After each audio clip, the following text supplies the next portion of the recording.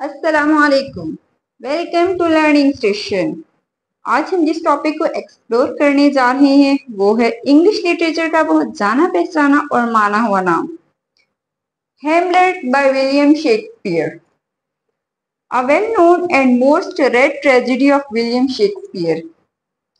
ये प्ले इतना फेमस है कि इंडिया और पाकिस्तान के ऑलमोस्ट तमाम यूनिवर्सिटी और कॉलेज में ये मास्टर और बीएस लेवल के स्टूडेंट्स को पढ़ाया जाता है। ये प्ले शेक्सपियर के वर्क्स पे मास्टरपीस की हैसियत रखता है।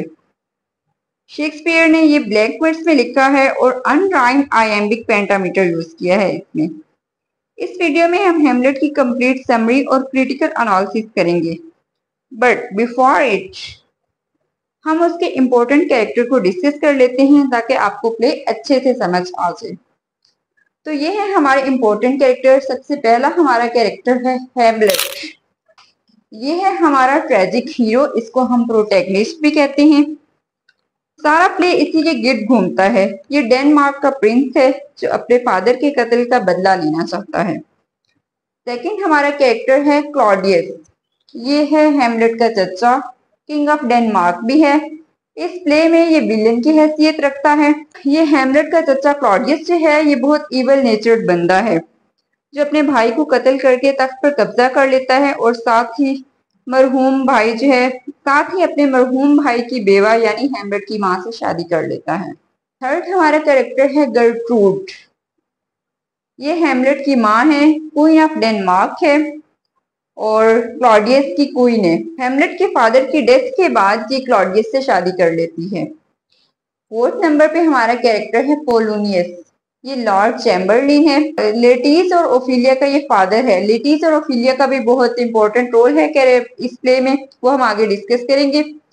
तो ये लॉर्ड चैम्बरलिन है। ये एक बार एतमाद मुशीर होता है क्लॉडियस का। नेक्स्ट हमारा कैरेक्टर है ओफिलिया। ये पोलोनियस की बेटी है और लेटिस की सिस्टर है और इसके साथ ही साथ ये हेमलेट की बिलविड भी होती है। हेमलेट इससे प्यार करता है और इससे शादी करना चाहता है।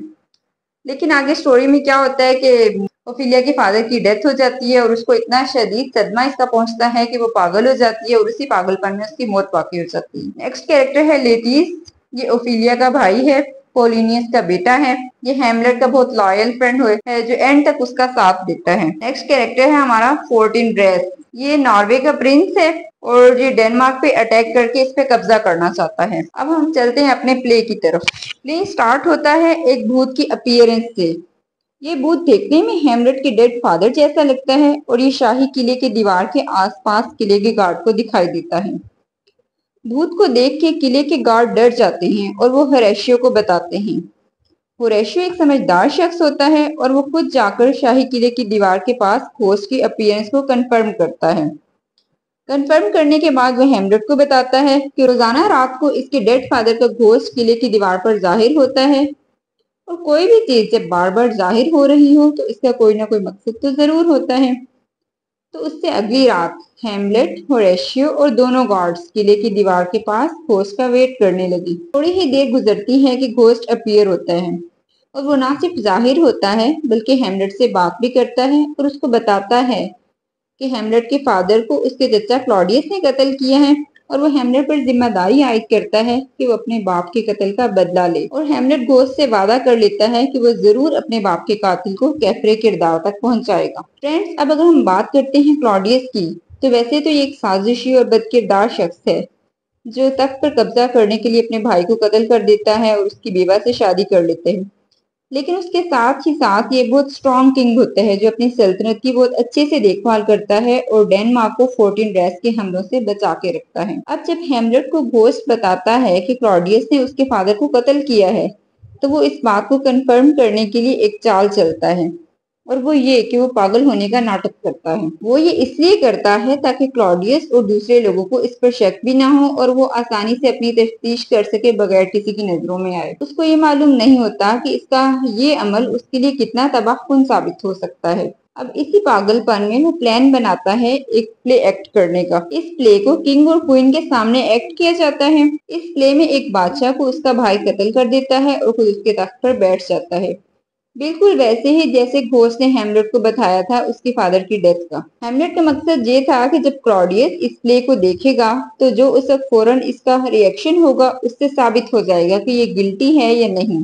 جب پلے میں کنگ کے قتل کا سین آتا ہے تو کلاڈیس کو کچھ فیل ہوتا ہے اور وہ فوراً سے آدھا پلے چھوڑ کر اٹھ کے چلا جاتا ہے، جس سے ہیملیٹ کو کنفرم ہو جاتا ہے کہ اس کے باپ کو قتل کلاڈیس نے ہی کیا ہے۔ اب فرینڈز اس کے ساتھ ہی ساتھ کلاڈیس کو بھی شک ہو جاتا ہے کہ ہیملیٹ اصل میں پاگل نہیں ہے بلکہ وہ صرف پاگل پن کا ناٹک کر رہا ہے، تو کلاڈیس اس کو راستے سے ہٹانے کے منصوبے بنانے لگتا ہے۔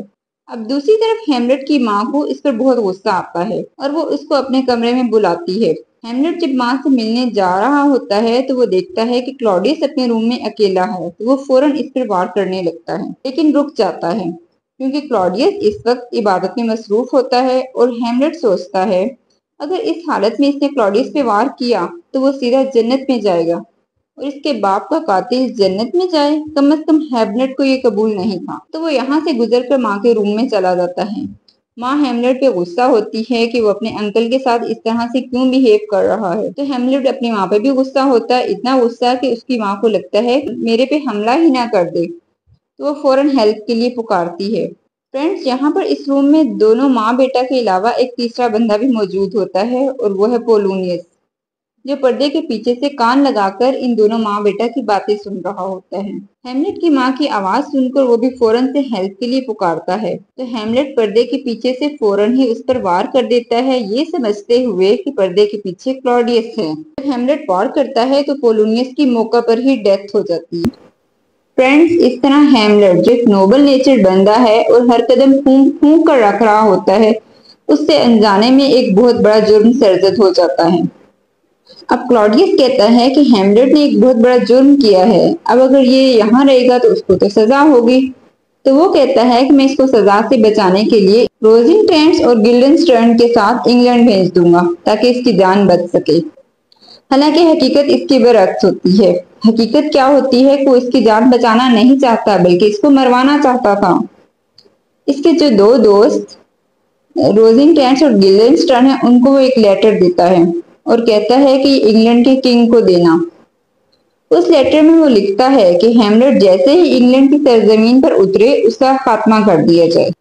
اب فرینڈز دوسری طرف اوفیلیا جب اپنے فادر پولونیس کی موت کا سنتی ہے تو وہ اپنے ہوش و حواس کھو بیٹھتی ہے اور پاگل ہو جاتی ہے۔ اسی پاگل پن میں وہ دریا میں چھلانگ لگا دیتی ہے۔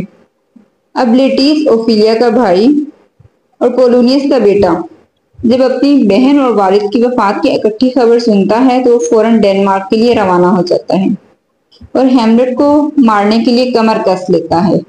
اب فرینڈز کیا ہوتا ہے کہ جس شپ پر ہیملیٹ کو روانہ کیا تھا اس پر ڈاکو حملہ کر دیتے ہیں، لیکن ہیملیٹ کسی طرح وہاں سے بھاگنے میں کامیاب ہو جاتا ہے اور واپس ڈنمارک آ جاتا ہے۔ اس بیچارے کو یہ معلوم نہیں ہوتا کہ یہاں بھی اس کے لیے موت کا سامان تیار ہے۔ اب کلاڈیس جب دیکھتا ہے اپنا پلان چوپٹ ہوتے ہوئے تو وہ لیٹیس کے ساتھ مل کر ایک اور سازش کرتا ہے کہ لیٹیس اور ہیملیٹ دونوں میں لڑائی کا مقابلہ کروایا جائے اور لیٹیس کی تلوار پر زہر لگا دیا گیا تاکہ ان کیس اگر ہیملیٹ لڑائی میں جیت بھی جاتا ہے تو جیت کی خوشی میں اس کو ایک جام پلایا جائے گا جس میں زہر ڈال دیا گیا تھا۔ جی ہاں فرینڈز، کلاڈیس نے ہیملیٹ کی موت کا سارا سامان تیار کر لیا تھا، لیکن اب ہوتا کیا ہے کہ ہیملیٹ کی ماں انجانے میں وہ جام پی لیتی ہے جس میں زہر ڈالا گیا تھا۔ اب دوسری طرف جب لڑائی کے دوران کیا ہوتا ہے کہ لیٹیس اور ہیملیٹ کی تلواریں ایکسچینج ہو جاتی ہیں اور زہر والی تلوار سے ہیملیٹ لیٹیس پر حملہ کر دیتا ہے اور ہیملیٹ کی ماں جب اس نے زہر والا جام کیا تو وہ مر جاتی ہے۔ لیٹیس کلاڈیس کی ساری چال سمجھ جاتا ہے اور زہر والی تلوار سے زخمی ہونے کی وجہ سے لیٹیس تھوڑی دیر بعد مر جاتا ہے۔ پھر ہیملیٹ نے سوچا کہ میں تو مرنے والا ہوں، تو کلاڈیس جو اصل مجرم ہے اس سارے کھیل کا وہ کیوں بچے، اس نے زہر والی تلوار سے اس کا کام بھی تمام کر دیا اور خود بھی مر گیا۔ اب وہاں تھوڑی دیر میں ناروے کا پرنس فورٹنبراس پہنچ گیا جو یہ سب دیکھ کر بہت زیادہ حیران ہوا، تو ہوریشیو جو ہیملیٹ کا فرینڈ ہے اس نے اس کو ساری کہانی بتائی۔ فورٹنبراس ہیملیٹ کے رویے سے بہت متاثر ہوا اور اس نے ہیملیٹ کو ملٹری پروٹوکول کے ساتھ دفن کیا۔ فرینڈز اس کے ساتھ ہی ہماری آج کی ویڈیو ختم ہوتی ہے. ملتے ہیں نیکسٹ ویڈیو میں. اس تک اپنا ڈھیر سارا خیال رکھیے گا, دعاؤں میں یاد رکھیے گا. Thank you very much.